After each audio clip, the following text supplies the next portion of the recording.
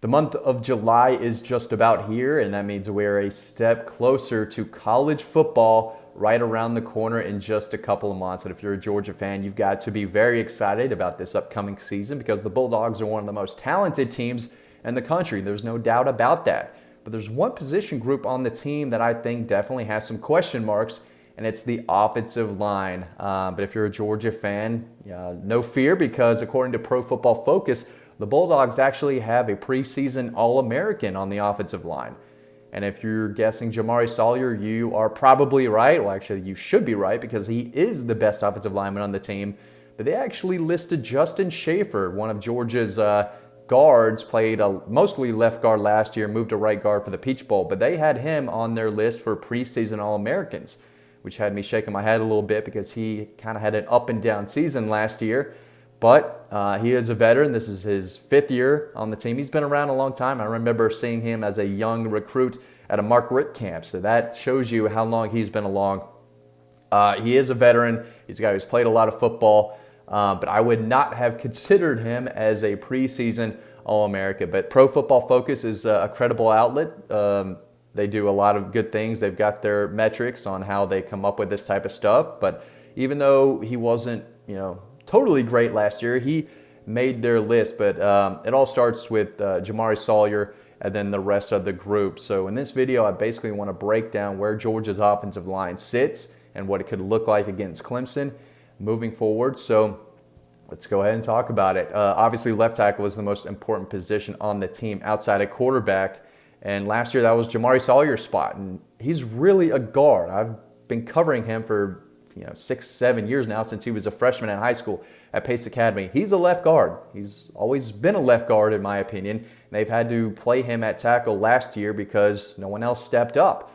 This year, they need Xavier Truss to step up. I believe he's a redshirt sophomore by now, big old kid out of Rhode Island. We saw a little bit of him in the Peach Bowl, had an up and down game there. And we saw him again in the spring game where he started left tackle and was up and down there too. So can he handle the Miles Murphy and Brian Bresee off the edge? I'm not so sure. So there is a chance that Jamari is still going to be at the left tackle spot starting against Clemson game 1. That means Justin Schaefer, Pro Football Focus's preseason All-American, he's going to be at left guard, and that's kind of where he needs to be. Now, if Xavier Truss wins the left tackle spot, you're going to put Jamari at left guard, Justin Schaefer at right guard, and I think that's the ideal situation. They want someone to take over at left tackle because, again, Jamari's left guard. That's where he needs to be. That's where he's probably at his best, and I think that's where he'll play at the next level anyway. So even though he held down the left tackle spot perfectly fine last year in my eyes, they're not going to be at their best unless he's at guard and someone who was recruited to play tackle at Georgia wins that left tackle spot, whether it's Xavier Truss, maybe Amarius Mims, even as a freshman. I think he is loaded with talent. You don't see his size and flexibility that often. I think he's a first-round NFL draft pick in 3 years anyway. Maybe he wins that left tackle job. Probably not. Again, I think the staff wants it to be Xavier Truss, so they could have Jamari at left guard. At center, you've got Warren Erickson, who is fine. I think he's completely average, maybe a little above average if you're looking at centers across the country and in the SEC. I think Cedric Von Prawn, the guy behind him, who is a redshirt freshman, I believe he redshirted last year. That's the guy who I think is the long-term center. I think he's got NFL potential. Warren has been on the team for a long time now. He's got some experience. He's played a good bit by now.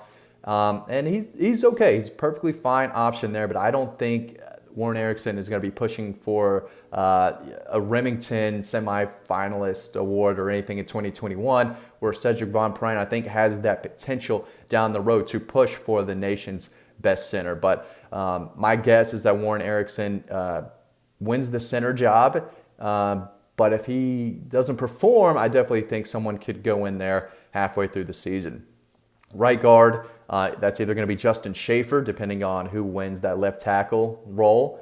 If not, I think Tate Ratledge is a guy who could see some playing time there. He's former 5-star, moved from tackle where he played in high school. I think he's a guard at Georgia, rocking the mullet. He's got the interior offensive line look. He's great against the run.